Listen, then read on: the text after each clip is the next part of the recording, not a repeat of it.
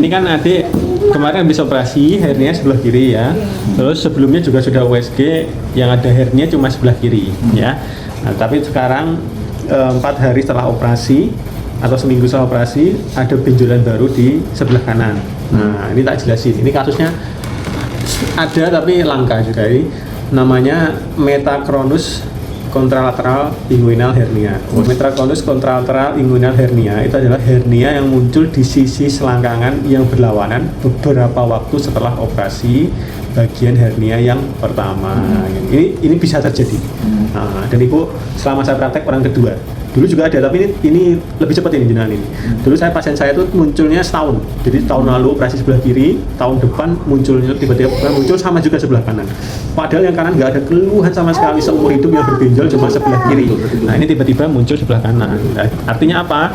Nanti kita USG ulang untuk yang kanannya. Tapi dari klinis sih saya sudah yakin hernia.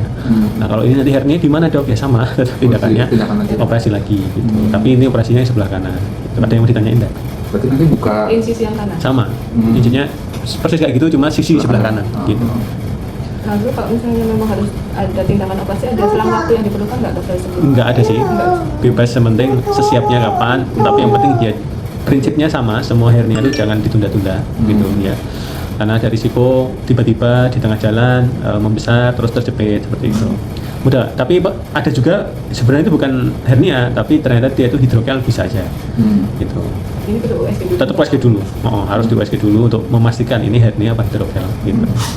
Tapi kalau hidrokel pun tetap ada tindakan ya dok? Bedanya gini, kalau hidrokel itu kan yang masuk cuma air. Nah, kalau nanti hernia itu hukumnya itu secepatnya sesegera mungkin.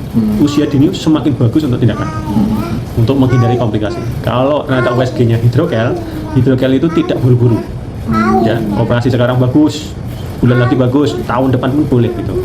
Jadi kalau hidrokel itu hampir tidak ada resiko, tapi tetap harus dioperasi, tapi tidak seburu-buru karena resikonya hidrokel paling cuma mengganggu pertumbuhan testis toh gitu. Tapi itu proses yang bertahun-tahun yang ditunda-tunda kalau hidrokel gitu. Kalau secara anatomi kita palpasi itu beda nggak? Maksudnya kelihatan nggak antara hidrokel? Nah, baru awal-awal itu nggak bisa gitu. Tapi kalau sudah setahun itu bedanya. Kalau hernia itu muncul hilang. Nah hidrokel muncul terus gitu. Tapi sekarang ada hilang timbul belum bisa dikatakan 100% hernia karena belum di USG dan benjolannya baru muncul 4 hari. Bisa aja memang tiba-tiba membuka yang keluar cairan. Nah kalau hidrokel yang belum menutup ada namanya hidrokel komunikan. Nah hidrokel komunikan itu bisa ngisi terus hilang lagi, ngisi terus hilang lagi gitu. Ada tipe yang hidrokel komunikan namanya. Ada yang komunikan. Yang komunikan itu cairannya itu dapat mengalir bolak-balik. Nah, mirip kayak kalau hidrokel yang komunikan itu cairannya dapat mengalir bolak-balik. Jadi secara palpasi mirip banget sama hidrokel. Membedakannya harus tetap dari USG.